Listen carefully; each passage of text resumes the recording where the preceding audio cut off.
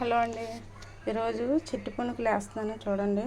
మనకు కావాల్సిన పదార్థాలు: బియ్యమును 2 గ్లాసుల బియ్యానికి గ్లాసు మినపప్పు వేసి నానబెట్టుకోవాలి. నైటు పొద్దుటే దాన్ని గ్రైండర్ వేసేసుకొని చక్కగా ఒక అరగంట ఆగాక చిన్న చిన్న పునుగుల్లాగా మనం ఇలాగ వేసుకోవాలి. చూడండి, ఇలాగా చక్కగా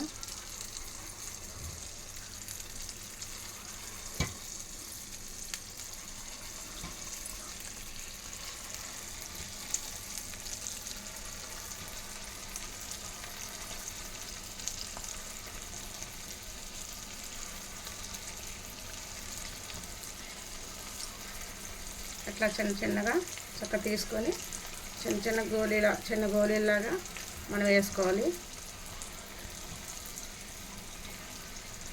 అట్లాగే వేసుకున్న తర్వాత దీంట్లోకి ఏడుశనగుళ్ళు వేపుకొని పచ్చిమిరపకాయలు ఒంటి కొబ్బరి వేసి చక్కగా వేపేసుకొని మిక్సీ పెట్టుకొని చట్నీ చేసేసుకోవడమే.